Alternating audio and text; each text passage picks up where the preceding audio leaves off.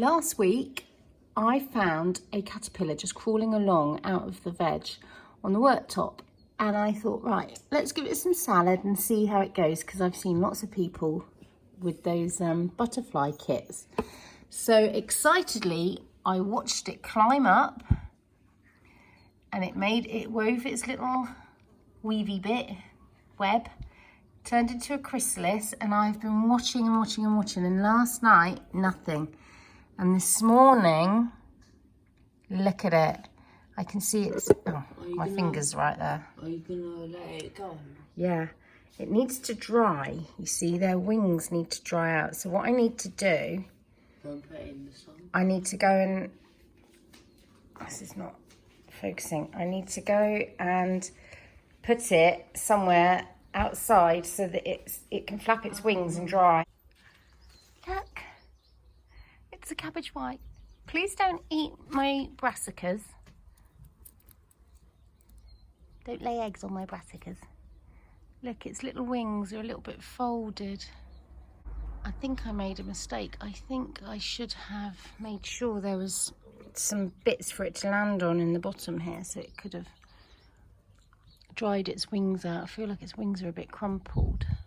But it can fly, because it just flew from the pot to there.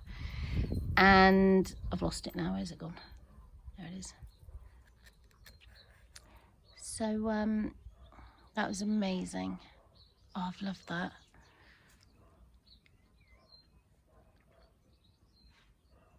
Wow. Wow, wow, wow. Oh, I miss seeing you. I will miss you. Glad you didn't die like the tadpoles.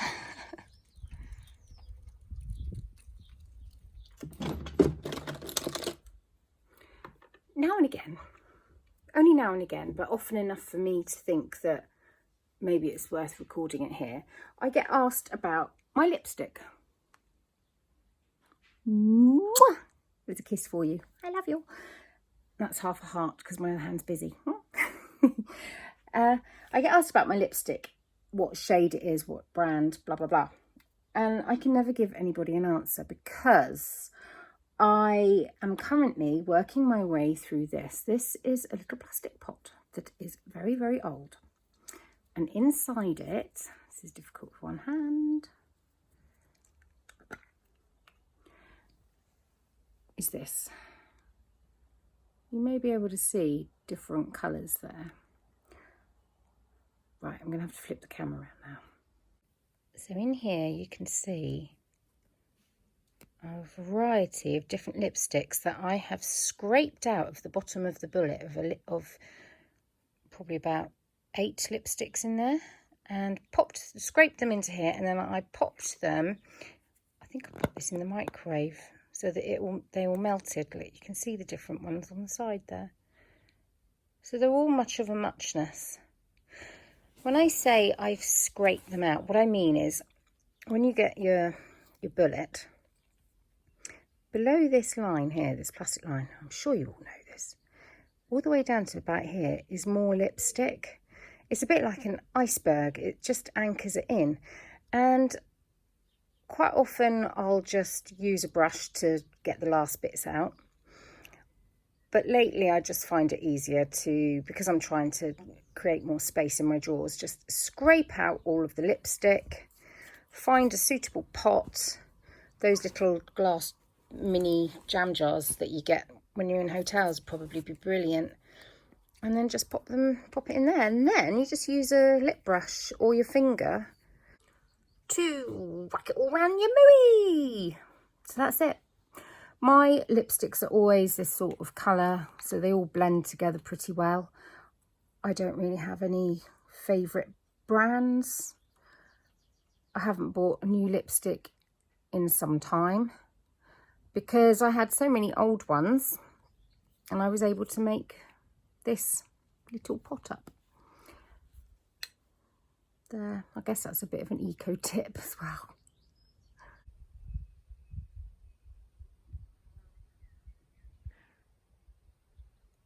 I am kneeling in the garden. It has been so hot today that I couldn't do all the jobs I needed to do earlier on, so I'm doing them now.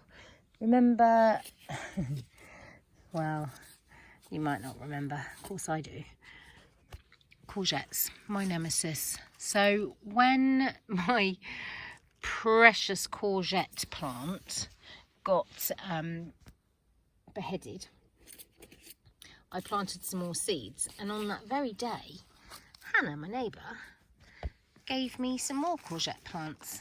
Those ones there, which are doing very well. But obviously I still had the seeds that I'd brought on. So there's this little patch here. It had a lot of forget-me-nots. And I thought, well, I'll just shove these in here and see how they do. They'll either do or they won't do, but it means nothing to me. It doesn't matter. I'm going to be overrun with courgettes, what with the veg box, and hopefully the courgette from over there. I'm just going to have a little natter with you while I walk from my veggie area round to my greenhouse, because I've had this lot hanging around unnecessarily up around there for too long. Oh my goodness. Oh, this flower border is a delight. I'll show you about it again in a minute, because there's all sorts that have popped up. Now, I get a lot of messages, and this time I mean I do get a lot of messages, both on YouTube and Instagram, saying something along the lines of, you say you hate gardening, yet you can't possibly, because look how lovely your garden is and how much you actually garden. And they're quite right, and they're quite wrong. I think you can tell just by me walking around to the greenhouse the extent of how big this garden is. Okay, it's a joy. Ah, nearly there, nearly there. We're in it. We're in the greenhouse. All right. So I had to put you down because I needed to put tools away. So yes, this garden is a joy, but it is very big for me. For other people, it's filling up my watering can. It's noisy, so I'll go and stand over here. So for other people, a garden this size is nothing, and they'd be able to keep on top of it easily.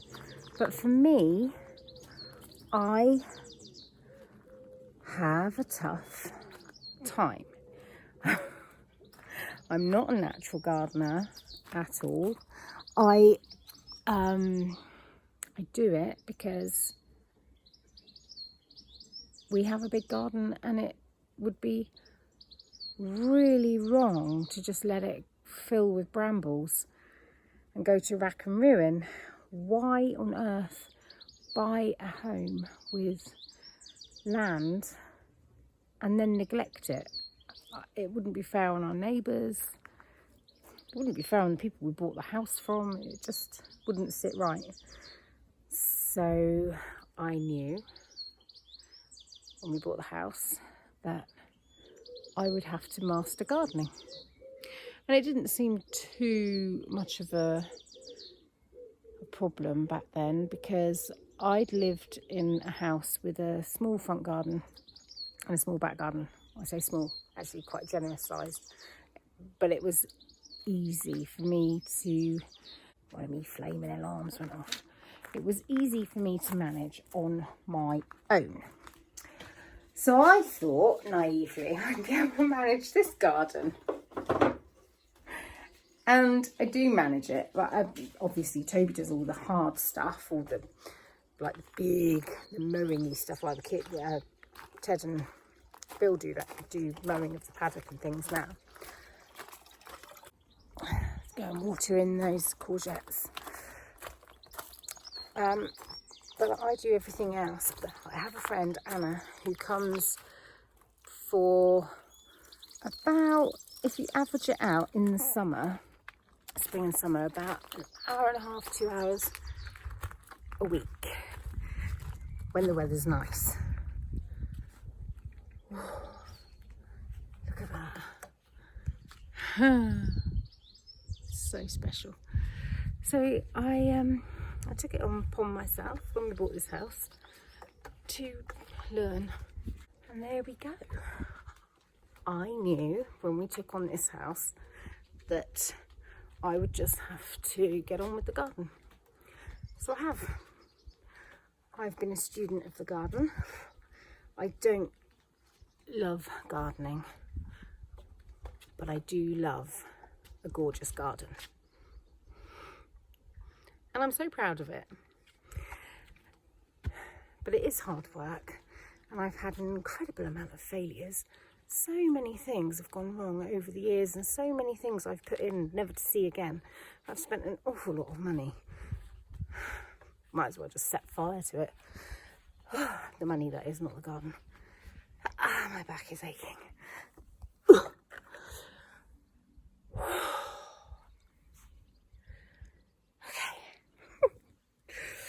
And my arm's aching. So yeah, in a nutshell, I don't garden because I enjoy gardening. I garden because I enjoy a nice garden. I garden out of obligation. And after all these years of putting in the time, the hours, the effort, the money, dealing with all the failures and just having to get on with it, I've come to the point where there are elements of gardening that I do enjoy. I enjoy taking cuttings. I enjoy sowing seeds and pricking out. I love picking flowers. I love harvesting veg. I don't like digging. I don't like weeding. I don't like digging up spuds. I don't like pruning. I don't like picking up leaves, sweeping. I don't like earwigs. I don't enjoy the relentless watering when it's hot in the summer. There's a heck of a lot I don't love and don't like, but I do it all anyway. Because look. Oh. This just smells incredible. Hello, darling. Ooh. Oh, this is another thing I don't like. I don't like having to deal with pests. I love collecting seeds, so I leave these to ripen on the foxglove plant, and I'll take seeds of that. This rose this year is big enough. It's a ground cover rose. It's a big enough one for me to be able to take some cuttings from this year. What's it called, this one?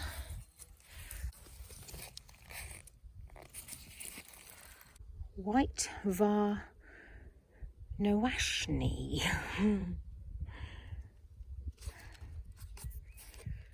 It's a flower carpet. Easy care rose. Well, it's not that easy care because look, it's got rust. Ouch, and it's prickled me. That's not easy. Oh, now I'm going to struggle to put that back in there, aren't I? Look. These hydrangeas are about to burst into flower. I think they're Annabelle's. I enjoy doing things like this. I'll be taking some, what do you call them when you take a little, I can't remember what you call it. You rip off a piece like that there. You rip it off, taking a bit of a heel. They don't call it a cutting. Or maybe they do.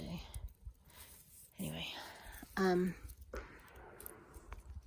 sounded like a firework.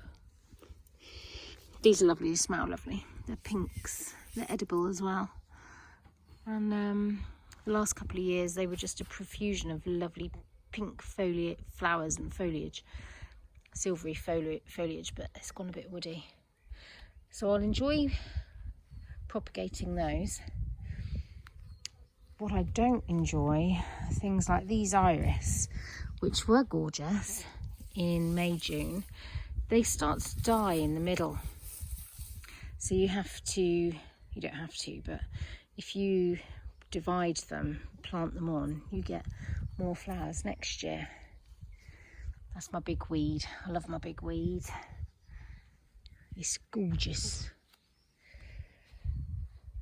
Yeah, look, here's another clump of iris. See, it's dead in the middle. So you just have to dig it up and scatter it about a bit more.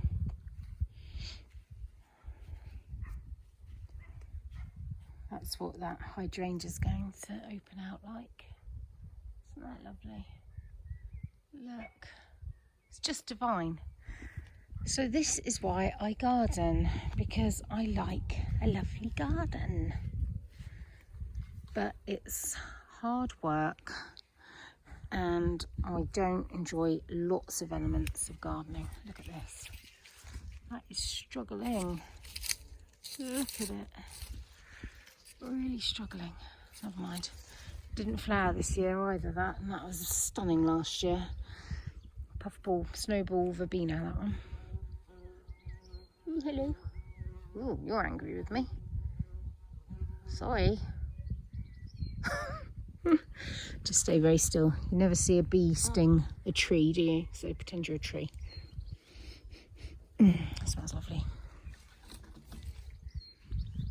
Oh, I sound like a right miserable devil tonight, don't I? Massive area of failure. It's underneath our gorgeous big old walnut tree. And in the spring it was lovely because it had a whole host of bulbs. They're dying off now. And some forget-me-nots and what have you. But everything else I've put in here hasn't done very well. And when I say it hasn't done very well, I mean it's done nothing, it's died. So I'm still on the search for something to put in here that will look good at this time of year. And so far, nothing. I think I need to, I don't know what I was recording then. I think I need to give it a really good mulch top of some sort of semi-composted, I don't know, a mulch of some sort. Because the Bronera's looking hungry. Like the creeping buttercup. Oh, we get a lot of weeds, we do. Ouch, that's a bramble. There's brambles in there.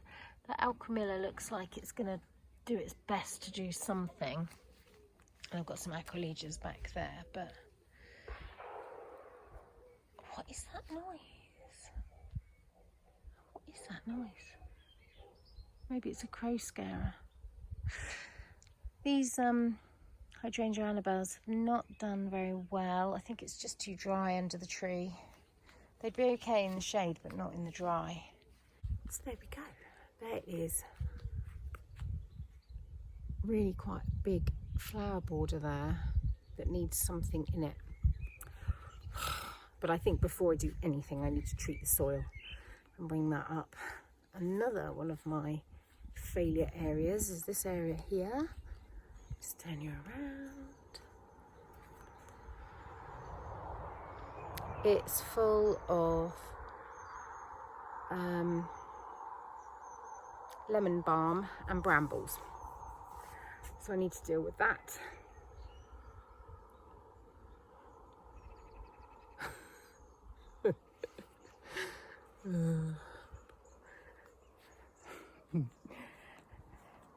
But of course I do have enough successes to keep me going. And you know, you just keep plodding on, don't you? Because if you give up, you'll never get there. So don't give up, just keep going. That's what I say. Unless it really is time to cut your losses, in which case, cut your losses. But I'll just keep going. Right, I have waffled on long enough. I'm going to turn on the hose, water some pots, and go indoors and knit that flaming scarf. I'm well on my way to being near the end. Hooray! I'm very pleased with it.